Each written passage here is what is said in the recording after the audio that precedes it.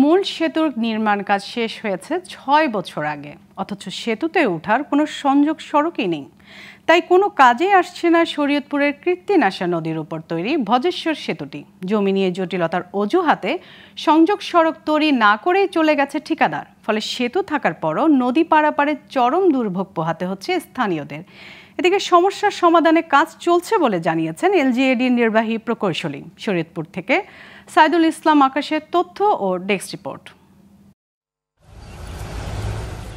শরীয়তপুরে কীর্তিনাশা নদীর উপর নির্মিত এই সেই ভজেশ্বর মহিষখোলা সেতু। ভজেশ্বর বন্দর ও জেলা শহরের সাথে নদীর পশ্চিম প্রান্ত ও রাজধানী ঢাকার যোগাযোগ সহজ করতে ২০১৬ সালে শুরু হয় সেতুর নির্মাণ কাজ, শেষ হয় ২০১৮ সালে। আর সেতুর সংযোগ সড়ক তৈরির কাজ পায় ঠিকাদারি প্রতিষ্ঠান কামারজানি ব্রোজেন আনোয়ারা জেভি, কিন্তু কাজ শেষ না করেই পালিয়ে যায় ঠিকাদারি প্রতিষ্ঠান।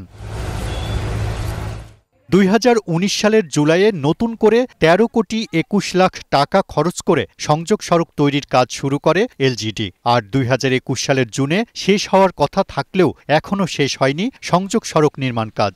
ফলে নদী পারাপারে চরম ভোগান্তি পোহাতে হচ্ছে স্থানীয়দের। এই ব্রিজটার পেছনে কোটি কোটি টাকা খরচ করছে, কিন্তু এই ব্রিজের দুই পাশের রাস্তাগুলি ঠিক নেই।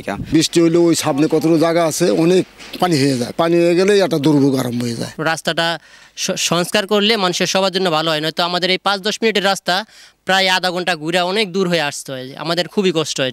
সেতু ব্যবহার করতে না পারায় নদী পারাপারে এখন নৌকায় ভরসা স্থানীয়দের। আর ভোগান্তির পাশাপাশি ব্যয় বেড়েছে ব্যবসা ও কৃষিপণ্য পরিবহনে। ট্রলার দিয়ে যাতায়াত করতে হয়।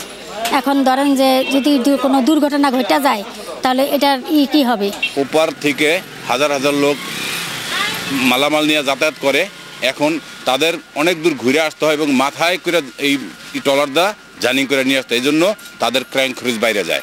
ভূমি জটিলতায় আটকে আছে সংযোগ সড়কের নির্মাণ কাজ, তবে দ্রুত সমস্যাটি সমাধানের আশ্বাস নির্বাহী প্রকৌশলীর। জমি সংক্রান্ত জটিলতা থাকার কারণে দুটো ঘর আছে ওখানে, ওই ঘর দুটো অবসান না করার কারণে ঠিকাদার কাজ করতে পারে নাই এবং পরবর্তীতে সে কাজ না করার জন্য অনীহা প্রকাশ করে এবং আমরা মাস ২ আগে তার কাজটা ক্যান্সেল করে আবার নতুন করে আমরা টেন্ডার করি। তো আশা করি যদি ঘরটা দ্রুত অবসান করে দেওয়া হয় তাহলে এটা অনুমোদন হলে আমরা কাজটা আবার শুরু করতে পারবো। এই সেতু নির্মাণে এখন পর্যন্ত সরকারের খরচ হয়েছে প্রায় ২৩ কোটি টাকা। Global television news desk.